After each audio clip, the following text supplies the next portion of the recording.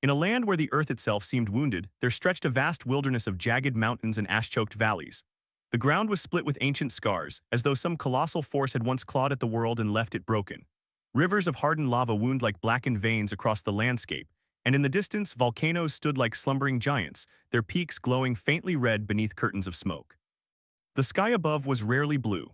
It shifted instead through hues of ember and shadow, streaked with ash clouds that drifted endlessly, blotting out the sun. When the winds blew, and they often did, they carried with them the bitter taste of soot and the faint metallic scent of fire. It was a land where life did not flourish. It endured. And in this harsh, unforgiving world, there lived a dragonling who had never known warmth beyond the heat of fire. He had hatched alone. No memory of a mother's voice lingered in his mind. No echo of protective wings shielding him from the cold. No gentle nudge to guide him toward his first breath of flame. There had been no one to welcome him into the world. Only silence.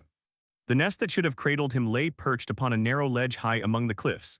It was a crude structure of blackened stone and fused glass, shaped by intense heat and long-forgotten care. Once, it must have been a place of life, of warmth, of belonging. But when the dragonling had broken free from his egg, there had been nothing left of that life. The stones were cold. The air was still. And the sky had loomed above him, vast and indifferent. Fragments of shattered eggshells had lain scattered around him, their surfaces dulled by ash. Some were older, cracked long before his time. Others had been whole once like his own, but empty. He had not understood it then. But even in those first moments of life, a quiet truth had settled deep within him. He was the only one. In the days that followed, instinct became his only teacher. Hunger drove him from the nest. At first, he had stumbled clumsily across the rocky ledge, his limbs unsteady, his wings little more than fragile membranes folded tightly against his sides. The world beyond the nest had been vast and terrifying, filled with sounds he could not understand and shadows that shifted unpredictably. The wind had been the worst of it. It howled endlessly through the mountain passes, a mournful, restless sound that seemed almost alive. It tugged at his small body, threatened to throw him from the cliffside, whispered in tones that made his scales prickle. More than once he had retreated back into the empty nest, curling into himself as tightly as he could, as if by making himself smaller he might somehow feel safer. But hunger did not allow him to hide forever. It gnawed at him sharp and insistent. So he learned. He learned to climb, his claws scraping against the jagged rock as he ventured farther from the nest. He learned to listen to the skittering of small creatures beneath loose stones, to the distant cries that echoed through the valleys. He learned to wait. His first hunt was a failure. He had spotted a small, ash-gray creature darting between rocks, its movements quick and erratic. With a burst of excitement, he had lunged forward, jaws snapping, only to crash awkwardly against the stone as the creature vanished. Pain had followed confusion, and hunger still unfulfilled. The second attempt fared little better, nor the third. But he was persistent, and eventually, instinct and desperation began to shape him into something more capable. He learned to move more quietly, lowering his body closer to the ground. He learned to anticipate, to strike not where his prey was but where it would be. He learned patience, a slow, steady stillness that felt unnatural to his restless, frightened heart. When he finally succeeded, it was clumsy and inelegant. But it was enough. The creature struggled in his jaws, its small body trembling before going still. The dragonling stared at it for a long moment, unsure of what to do next. Then instinct took over once more. And he fed. It was not satisfying. It was not enough. But it kept him alive. Days turned into weeks, though he did not measure time in any way he could understand. The world was a cycle of hunger and exhaustion, of cold nights and harsh winds, of small victories that barely kept him from the brink of weakness. He grew. Slowly. Painfully. His limbs strengthened, his claws sharpening into weapons capable of gripping the steepest rock faces. His wings, once fragile, began to unfurl, though they remained too weak to carry him far. And within him something else stirred. Fire. The first time it happened, it frightened him. He had been struggling to tear into a particularly stubborn carcass, frustration bubbling within him. A strange pressure had built in his chest, hot and unfamiliar, rising up through his throat. And then, a burst of flame. It had erupted from his mouth in a brief, uncontrolled flare, searing the air before vanishing just as quickly. The Dragonling had recoiled, startled, his heart racing. For a moment, he thought he had hurt himself. But there was no pain, only warmth. Cautiously, he tried again. At first, nothing happened. Then, with effort, a small flicker of flame danced between his teeth, a fragile, wavering light that barely lasted a second. It was weak, but it was his. Over time, he learned to call upon it more reliably. It was never strong, never the roaring inferno that might have come naturally to an older dragon, but it was enough to warm him, enough to sear meat and make it easier to eat. In the cold, unforgiving nights, it became his only comfort. And yet, it was not enough. Because fire could warm the body, but it could not fill the emptiness within. Other creatures roamed the valleys and cliffs. Some were small, like the ones he hunted. Others were larger, more dangerous. Once he saw a pack of lean, wolf-like beasts moving through the ash plains, their eyes glowing faintly in the darkness. They moved together, their steps synchronized, their low growls blending into a single, unified sound. They were not alone. Another time, he watched from a distance as a massive, horned creature crossed the valley floor. It was slow, deliberate, its thick hide coated in layers of hardened ash. Smaller creatures followed in its wake, feeding on what it disturbed. Even it was not alone. The Dragonling did not understand the concept of companionship. Not fully, but he understood the difference. They belonged. He did not. And so when other creatures saw him, when they caught sight of his dark form against the red-lit sky, they reacted as instinct dictated. With a fear, a screech, a scramble, a desperate flight for safety.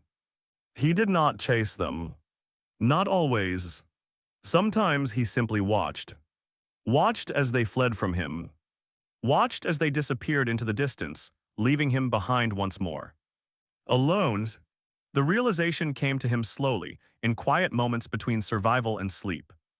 He was different. Not just in form or in strength or in the flicker of fire that lived within him, but in something deeper. Something he could not name. At night, the world changed. The winds softened, though they never truly stilled.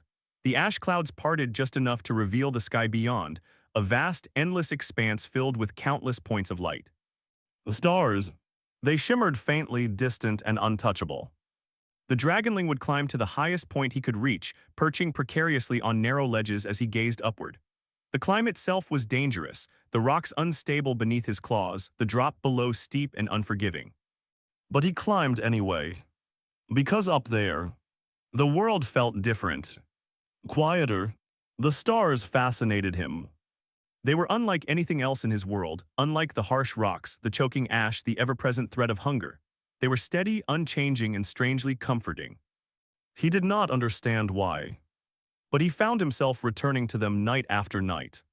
Watching, waiting, wondering. Sometimes he would tilt his head, studying the patterns they formed, as if trying to decipher a language he could not comprehend. Other times he would simply lie there, his body curled tightly against the cold stone, his wings wrapped awkwardly around himself. Pretending they were something more. That the gentle glow above him was warmth. That the vast emptiness of the sky was not empty at all. Perhaps, the Dragonling often thought, though the words themselves were more feeling than language, someone up there is looking back. It was a strange thought. A foolish one, perhaps. But it lingered. Because the idea that somewhere beyond the ash and stone and endless struggle, there might be something or someone who saw him. It made the emptiness hurt just a little less. He did not know what he was longing for. He had no name for it. No memory to compare it to. Only an aching absence, a hollow space within him that no amount of food or fire could fill. And so he returned to the stars. Night after night, waiting for something that never came. Until one night, everything changed. The air was different that evening. Still, unnaturally so. The winds that usually howled through the mountains had fallen silent, leaving behind an eerie quiet that pressed heavily against the land. Even the distant rumble of the volcanoes seemed muted, as though the world itself were holding its breath. The Dragonling noticed. He always noticed changes in his environment. Survival depended on it. Perched on his usual ledge, he shifted uneasily, his claws tightening against the stone. His wings twitched, instincts prickling beneath his scales. Something was wrong. He did not know what, but he felt it. The sky, too, seemed different. Clearer than usual. The ash clouds had parted more than they ever had before, revealing a vast expanse of stars, brighter, sharper, more numerous than he had ever seen. For a moment, the dragonling forgot his unease. He stared upward, his glowing eyes wide with quiet wonder. So many, so distant, so beautiful. And then, one of them moved. At first, he thought it was a trick of his vision. A flicker, a shift. But then it happened again. One star, brighter than the others, began to streak across the sky. It moved fast. Too fast. A line of brilliant light carved its way through the darkness, leaving a glowing trail in its wake. The dragonling stiffened, his head snapping upward, his body going rigid with instinctive alarm. Stars did not move. Not like that. The streak of light grew brighter. Closer. The air around him seemed to tremble, a faint vibration that he could feel through the stone beneath his claws. A distant sound followed, a low, rising roar that grew louder with each passing heartbeat. The dragonling's instincts screamed at him to flee. Danger. Fire. Destruction. He had seen falling rocks before, had felt the tremors of distant eruptions. He knew what it meant when the sky itself seemed to fall. And yet, he did not move. He could not. Because he was watching. The falling star burned brighter than anything he had ever seen, its light turning the darkened world into a landscape of stark, shifting shadows. The air grew hot, the temperature rising in a way that felt strangely familiar, like his own fire but far more intense. The roar became deafening. The ground trembled. And then, impact. The world exploded into sound and light. A blinding flash illuminated the mountains, followed by a thunderous crash that shook the very bones of the earth. The force of it knocked the dragonling from his perch, sending him scrambling to regain his footing as loose stones tumbled into the abyss below. A shockwave rippled outward, carrying with it a blast of heat and ash that forced him to lower his body, wings spread instinctively to shield himself. For a moment there was nothing but chaos. Sound, heat, light, and then silence. The dragonling lifted his head slowly, his heart pounding in his chest. In the distance, beyond the ridge, a plume of smoke and dust rose into the sky, marking the place where the star had fallen. The world seemed to hold its breath once more. The dragonling stared. At the distant crater. At the place where the impossible had happened. His instincts still whispered of danger. Of caution. Of the unknowns. But beneath that, something else stirred. Curiosity. And something deeper. Something he did not understand. The dragonling rose to his feet, his gaze fixed on the distant plume. The stars had never answered him before. They had remained distant, untouchable. Silent, but now, one of them had fallen. And for the first time in his life. The dragonling wondered if perhaps, just perhaps, the sky had finally answered back. The sky tore open with a scream of light. It was not the gentle shimmer of distant stars that the dragonling had come to know, nor the soft, scattered glow that brought him quiet comfort in the endless nights. This was something else entirely, violent, brilliant, and terrifying. The heavens themselves seemed to split apart. A blazing object carved through the darkness, a burning streak of white and gold that outshone every star around it. It moved too fast, far too fast, trailing fire behind it like a wound torn across the sky. The dragonling froze where he stood upon the jagged ledge. His instincts roared to life, ancient and undeniable. Danger. The air trembled. A deep, thunderous sound followed the falling star, growing louder and louder until it filled the world. It was not like the distant rumble of volcanoes or the cracking of stone beneath shifting earth. This was sharper, closer, immediate. Alive. The light grew brighter, unbearable in its intensity. Shadows stretched and twisted across the cliffs, thrown into wild motion as the object descended. The dragonling's pupils narrowed to slits, his body tensing as heat washed over him in waves. For a fleeting moment, it felt like standing too close to a raging inferno. And then, impact. The world shattered into noise. A deafening explosion tore through the mountains, echoing across the valleys with a force that seemed to shake the very bones of the earth. The dragonling was thrown backward, his claws scraping desperately against the stone as he struggled to keep his footing. The ground buckled beneath him. Fragments of rock broke loose, tumbling into the abyss below. A blast of hot wind slammed into him, carrying ash and debris that stung his eyes and scales. He lowered himself instinctively, wings flaring outward to shield his body as the shockwave rippled through the land.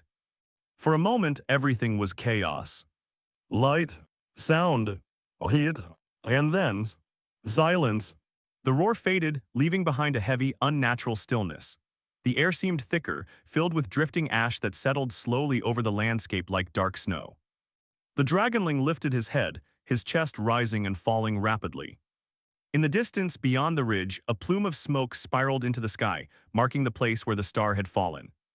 He stared at it. Every instinct told him to stay away. Falling fire meant destruction. It meant death. It meant something that even the harsh world he knew could not contain. And yet, he did not turn away. Because beneath the fear, beneath the instinct that urged him to flee, there was something else. Curiosity. It had always been there, quietly shaping his choices. It was what had driven him from the safety of his empty nest, what had taught him to hunt, to explore, to survive. And now it pulled at him once more. Stronger than fear. Stronger than caution. The dragonling shifted his weight, his claws tightening against the stone. His gaze remained fixed on the distant crater, the rising smoke twisting against the darkened sky. The stars had never answered him. Not once. They had remained distant, silent, untouchable. But this one had fallen. Slowly, cautiously, the dragonling began to move. The path toward the impact site was treacherous. The cliffs were already unstable, their surfaces fractured by countless eruptions and the relentless passage of time. Now, after the force of the crash, they were even more dangerous. Loose stones shifted beneath his claws. Cracks split across the rock, some widening with each step. The dragonling moved carefully, his body low, his movements deliberate. He had learned long ago that haste often led to pain or worse. Still, the journey was not easy. At one point, a section of the ledge gave way beneath him, sending him sliding downward. He scrambled desperately, claws digging into the stone, wings flaring as he fought to regain his balance. For a terrifying moment, he hung on the edge of a steep drop, his body trembling as he clung to the crumbling rock. Below him, the valley stretched into darkness. Endless. Waiting. With a strained effort, he pulled himself back onto solid ground, his chest heaving as he lay still for a moment. Fear lingered sharp and cold. But he did not turn back. Instead, he rose once more. And continued. The closer he drew to the crater, the stronger the heat became. It radiated through the air, an oppressive, suffocating warmth that reminded him of his own fire, but far more intense, far more uncontrolled. The scent of burning filled his senses. Not just ash and stone. Something else. Something unfamiliar. The dragonling's pace slowed. His ears twitched, picking up faint sounds beneath the heavy silence. Soft crackling, the shifting of debris, the distant hiss of cooling metal. Metal. The concept meant little to him. But the scent was strange, sharp and biting in a way he could not place. When he finally reached the ridge overlooking the impact site, he stopped. And stared. The crater was vast. A jagged wound carved into the mountainside, its edges still glowing faintly with heat. Smoke rose in thick, curling plumes, partially obscuring what lay within. The ground around it was scorched black, the rock melted and fused into strange, unnatural shapes. At the center of it all lay the fallen star. But it was not what he expected. It was not fire, not in the way he understood it. It was solid. A twisted mass of dark, gleaming material, its surface marred with deep scars and glowing fractures. Sections of it still burned, small flickers of flame dancing along its edges, but most of it lay still. Silent. Broken. The dragonling tilted his head, confusion flickering through him. This was not a star. It was something else. Something made. He did not understand. Cautiously, he began his descent into the crater. The ground was hot beneath his claws, the stone still radiating the energy of the impact. In some places, it was soft, almost molten, forcing him to pick his way carefully to avoid sinking too deep. The air shimmered with heat. Ash drifted lazily around him, settling against his scales. The closer he got, the more the strange scent intensified. And then, he saw it. A figure. Small. Still. At first, he did not recognize it as a living thing. It lay partially buried beneath fragments of the broken star, its form twisted at an unnatural angle. A shell encased it, smooth, gleaming, unlike anything he had ever seen. It reflected the dim light in strange ways, its surface marked with scratches and darkened by soot. The Dragonling hesitated. This was not like any creature he had encountered. It did not move.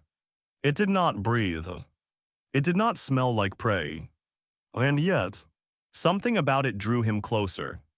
Slowly, cautiously, he approached. Each step was deliberate, his body tense, ready to recoil at the first sign of danger. But the figure remained still. Silent. When he was close enough, he lowered his head, peering at it more closely.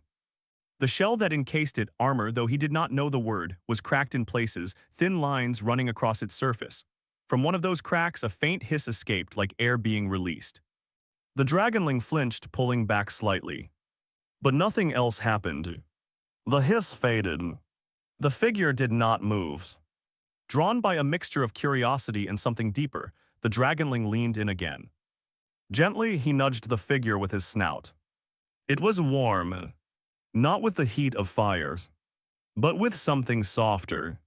Something alive. The realization sent a strange sensation through him. He nudged it again, a little more firmly this time. Still nothing. No movement. No response. A sound escaped him then. Soft. Broken. A whimper. It was a sound that did not belong to dragons. Dragons roared, they snarled, they commanded fear and respect. They did not make sounds like this. But the Dragonling did. Because he understood something, even if he could not put it into words. This thing, this creature, was alone, just as he had been. Slowly, carefully, he shifted his body. He curled around the figure, his wings folding inward, creating a barrier between it and the harsh world around them. The wind still whispered at the edges of the crater. The air was still cold beneath the lingering heat. And the creature did not move. The Dragonling lowered his head, pressing it gently against the strange armor. He did not know what he was doing. Only that it felt right. He had done this before. Long ago in the empty nest. He had curled around himself, pretending his wings were an embrace. Pretending he was not alone. Now he did the same. But this time, he was not alone. The warmth within him stirred. That small, fragile flame he had nurtured since his earliest days flickered to life. He did not unleash it in a burst of fire.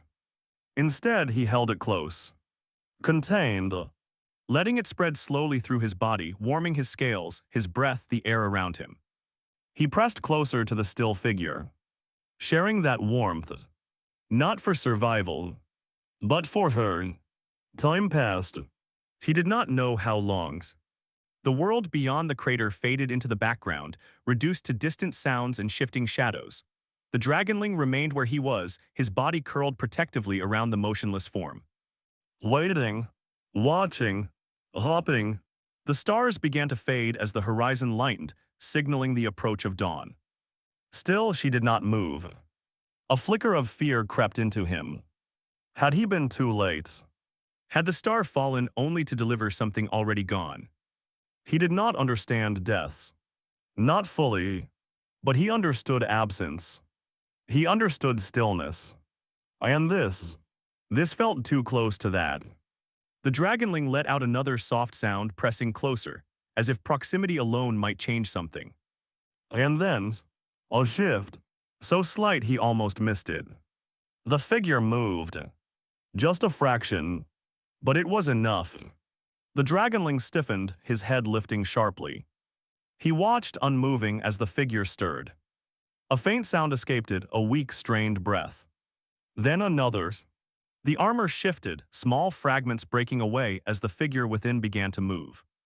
The Dragonling held perfectly still. Uncertain. Hopeful. The helmet, the upper portion of the strange shell, cracked further, a thin line spreading across its surface before splitting open with a soft hiss. It retracted slightly, revealing what lay beneath. The Dragonling's eyes widened. A face, unlike any he had ever seen. It was smooth, lacking scales or fur, pale, almost fragile in appearance, marked with faint streaks of soot. Strands of hair, dark and tangled, clung to it, partially obscuring closed eyes. It was small, delicate, nothing like the creatures of his world. Nothing like him. The figure, she breathed again, her chest rising weakly. And then, her eyes opened. They were unfocused at first, glassy with disorientation. They shifted slowly, searching, trying to make sense of the world around her. Then they found him. For a long moment, neither of them moved. The Dragonling stared, waiting, expecting, because this was the moment he had seen before. The moment when other creatures realized what he was. The moment when fear took hold. They would recoil. They would scream. They would run. That was how it always went. That was how it was meant to be. But this time, it was different. The woman did not scream. She did not recoil. She did not try to flee. Instead, she simply looked at him. And in her gaze, there was no fear. Only confusion. And something else. Something soft. Her lips parted slightly, a faint breath escaping her. Slowly, with visible effort, she raised a hand. It trembled, weak and unsteady. The Dragonling tensed, uncertain. But he did not pull away. He watched as her hand reached toward him. Closer, closer, until it touched his snout. The contact was gentle, warm, alive. The Dragonling froze. He had never been touched like this before. Not with kindness. Not without fear. The woman's hand rested there, her fingers barely moving against his scales. Her eyes softened, the confusion within them easing. "It's okay," she whispered, her voice faint, fragile but undeniably gentle. "I'm not afraid." The words meant nothing to him. Not in the way they would have to another. But the tone, the feeling behind them, that he understood. And it changed everything. Because no one had ever looked at him like this before. No one had ever reached for him. No one had ever touched him without fear. Something deep within his chest stirred. Not the fire. Something else. Something warmer. Stronger. It spread through him, filling the hollow space he had carried for so long. The Dragonling lowered his head slightly, leaning into her touch. Careful, gentle, as if afraid she might disappear. The woman's lips curved faintly, a small, tired smile forming as her hand remained against his scales. And in that moment, for the first time in his short, lonely existence, the Dragonling did not feel alone. Days turned into weeks. At first, time passed slowly, marked only by the rise and fall of dim sunlight through ash-filled skies and the quiet rhythm of survival. The world remained as harsh as it had always been, winds howling through jagged passes, distant eruptions rumbling beneath the earth, and the ever-present taste of ash in the air. But something had changed. Where there had once been only silence, there were now voices. Where there had once been only emptiness, there was now presence. The woman lived. And the Dragonling, though he did not yet know the word for himself, lived with her. Her recovery was neither swift nor easy. The fall from the sky had not spared her, and though the strange armor she wore had protected her from death, it had not left her unbroken. In those early days, she could barely stand. The first time she tried, her legs trembled beneath her, unable to support her weight. She had collapsed almost immediately, her breath catching sharply as pain coursed through her body. The Dragonling had reacted instantly. With a startled chirp, he had moved closer, lowering himself beside her, his body pressing gently against hers to keep her from falling hard against the unforgiving stone. She had laughed then, softly, breathlessly. A fragile sound, but warm. "I'm okay," she had murmured, though the strain in her voice suggested otherwise. "I just need time." Time. The Dragonling did not understand the word. But he understood patience. So he stayed. He remained near her as she rested, as she struggled, as she slowly, painfully learned to move again. When she crawled, he followed. When she stumbled, he steadied her with careful nudges of his snout. And when she slept, he watched, always watching, always guarding, because he had found something precious. And he would not lose it. The shattered remains of her fallen star became her lifeline. Within its broken shell were tools unlike anything the Dragonling had ever seen, small, glowing devices that hummed softly with energy, containers filled with substances he did not understand, strips of material that she used to wrap her wounds. She worked with quiet determination, even when her hands trembled. The Dragonling would sit nearby, his head tilted as he observed her movements. He did not comprehend what she was doing, but he recognized purpose. And he respected it. Sometimes she would speak as she worked. Not to anyone else. To him. "You're very patient, you know that," she had said once, glancing up at him with a faint smile. He blinked slowly in response, unsure of what the sounds meant but comforted by the tone. Her voice became a constant presence in his world. Soft, steady, alive. She spoke often, even when he could not understand her. She would describe what she was doing or what she was feeling, or sometimes nothing at all. Sometimes she simply talked to fill the silence. And he listened. He always listened. The bond between them grew in those quiet days. Not in grand gestures, but in small, shared moments. When she shivered in the cold, he curled around her, his warmth enveloping her as it had that first night. This time, however, it was no longer instinct alone that guided him. It was choice. When hunger gnawed at him, he did not leave her unguarded. He hunted quickly, efficiently, bringing his prey back to the crater or wherever she rested. At first, she had recoiled slightly at the sight. But hunger was universal, and survival left little room for hesitation. She adapted, just as he had. The world demanded it. As her strength returned, she began to move more freely. She explored the immediate surroundings, venturing cautiously beyond the crater. Her steps were slow, deliberate, her gaze always alert. The Dragonling followed closely. Always close. The world beyond the crash site was as unforgiving as ever, sharp rocks, unstable ground, sudden drops. To her, it was a dangerous alien landscape. To him, it was home. He guided her. Though he did not realize it, his movements became purposeful. He would pause at unstable ground, nudging her gently away from danger. He would climb first, demonstrating the safest paths, glancing back to ensure she followed. And she did. Trust began to take root. Not all at once. Not without hesitation. But steadily. She trusted him to protect her. And he trusted her. Not to leave. That trust deepened with each passing day. She began to teach him. At first, it was unintentional. Simple sounds repeated often. "Come here," she would say, beckoning him closer. Stay when she needed him still. No when he grew too rough, his instincts flaring in ways she could not allow. The Dragonling did not understand the words. But he understood patterns. He began to associate sounds with actions, tones with meaning. Slowly, the world of sound began to shape itself into something more coherent. Something understandable. She noticed.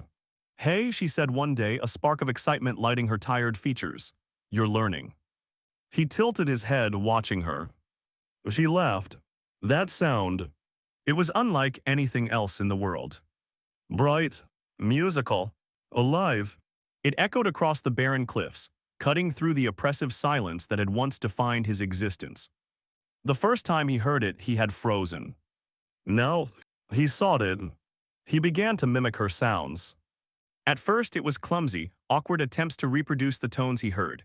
His voice, if it could be called that, was rough and uneven, more growl than speech. But he tried, and every time he did. She laughed, not in mockery, never in cruelty, but in delight. "You're trying to talk, aren't you?" she said, her eyes bright with warmth. He chirped in response, a low, rumbling sound that vibrated in his chest. It made her laugh again. And that made it worth it. As the weeks passed, their world began to change. The crater, once a place of destruction, became something else. A beginning. But it was not a home. Not truly. Too exposed. Too vulnerable. The winds cut through it with ease, and the lingering heat of the impact would not last forever. The woman understood this, and so she began to build. It was a slow process. Painstaking. She could not reshape the land as he could, nor did she possess the strength to carve through stone with claws or fire. But she had something else. Ingenuity. She found a hollow within the mountainside, a natural cavern partially shielded from the worst of the winds. It was dark, its entrance narrow, but it offered protection. It was enough. Together they transformed it. The Dragonling cleared debris, using his growing strength to move rocks that would have been impossible for her. He widened the entrance, his claws and occasional bursts of flame carving the stone. She organized. She arranged. She used fragments from her fallen vessel to reinforce the interior, creating a space that was both functional and, in its own way, comforting. She gathered materials, tough, fibrous plants that somehow survived in the harsh landscape, layering them to create a softer resting place. A nest, not for eggs, but for them. The first night they spent there, the wind howled outside, rattling the stone. But inside, it was warm, safe. The Dragonling curled around the space, his body forming a living barrier between her and the outside world. She lay beside him, her hand resting lightly against his scales. For a long time, neither of them moved. Then she spoke. You need a names. The Dragonling shifted slightly, his head lifting as he looked at her. A name? The concept was foreign, but her tone carried weight. Meaning? She smiled softly, her gaze meeting his. I can't just keep calling you hey you, she said, a faint hint of amusement in her voice. He blinked slowly. She studied him for a moment, her eyes tracing the lines of his form, the dark sheen of his scales, the faint glow that sometimes flickered between them, the warmth that radiated from him. Her smile deepened. Ember, she said at last. The word hung in the air between them. Soft, gentle. Your fire's small, she continued, reaching out to touch him. But it's there, it's strong, it's alive. Her hand rested against his snout. I'll call you Embers. He made a soft sound, a low, pleased rumble that vibrated through his chest. Something about the word felt right. Familiar even. Ember, she repeated, her voice quieter now. She leaned forward, pressing her forehead gently against his. My little ones. The words themselves meant nothing to him. Not yet, but the feeling behind them. That he understood. Warmth, belongings, connection, and in that moment something settled within him. A truth simple and profound. He belonged, not to the mountains, not to the harsh, unforgiving world that had shaped him, but to her. And she belonged with him. Though she came from the stars, she chose to stay. Days turned into months. Months into years. Time no longer passed in silence. It was filled with growth, with learnings, with life. Ember grew. His body lengthened, his limbs strengthening, his wings stretching wider with each passing season. Where once he had struggled to glide, he now soared awkwardly at first, then with increasing confidence. The first time he truly flew, it had been an accident. A misstep at the edge of a cliff. A fall that should have ended in pain. But instead, his wings had caught the air. And he had risen. The exhilaration of it had been unlike anything he had ever known. Freedom. He had circled above the cliffs, his shadow stretching across the land, his heart racing with something that felt dangerously close to joy. She had watched from below, her face turned upward. Smiling. Look at you, she had whispered, pride clear in her voice. He had landed clumsily beside her, nearly stumbling in his excitement. She had laughed, and he had felt proud. His fire grew stronger too. What had once been a flicker became a steady flame, then a controlled burst, then a weapon he could wield with precision. But she taught him restraint. Not everything needs to burn, she said once, gently pushing his snout aside when he grew too eager. He listened, always, because her guidance was not control. It was care. And in returns, he protected her. Always. When storms swept through the mountains, their fury unmatched, he stood at the entrance of their home, his wings spread wide, shielding her from the biting wind and flying debris. When predators wandered too close, drawn by unfamiliar scents, he drove them away, not with mindless aggression but with controlled power. He was no longer the small, helpless creature that had once struggled to survive. He was strong, and he used that strength to protect. At night, when darkness settled and the stars emerged once more, they would sit together at the edge of the cliffs. She would lean against him, her body small compared to his growing form. And they would watch. The stars no longer felt distant. Not entirely. Because one of them had fallen. And had stayed. Sometimes she would grow quiet, her gaze fixed on the sky. Lost in thought. Lost in memory. Those were the nights when sleep did not come easily. When her breathing grew uneven. When her body tensed with unseen fears. Nightmares. He did not understand them. But he recognized their presence. And so he would shift closer, lowering his body, his warmth enveloping her. She would reach out, her hand finding his scales. Grounding herself. Returning. Together, they were different in every way. He was born of fire and stone. She was born of stars and distant worlds. And yet, they were the same. Two souls shaped by loneliness. Two beings who had been cast into a world that had not been kind. Two hearts that had found each other anyway. Years passed. Ember became something the world feared. His wings cast vast shadows across the land. His roar echoed through the mountains, a sound that sent lesser creatures fleeing in terror. His fire burned bright, fierce, and unstoppable. None who saw him doubted what he was. A dragon. Powerful. Dangerous. Unstoppable. But he never forgot. The nights when he had been small. Cold. Alone. He never forgot the empty nest. The silence. The ache. And the moment when a star had fallen. One evening, as the sun dipped below the horizon, painting the sky in hues of gold and crimson, they sat together as they had so many times before. The world was quiet. Peaceful. The woman leaned against him, her hand resting against his chest, where his heart beat strong and steady. "You saved me," she murmured softly. Ember lowered his great head, nudging her gently. No, she had saved him.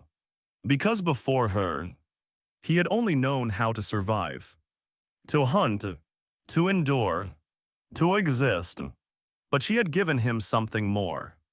She had given him meaning. Connection. Love. And in the endless sky above them, the stars shimmered.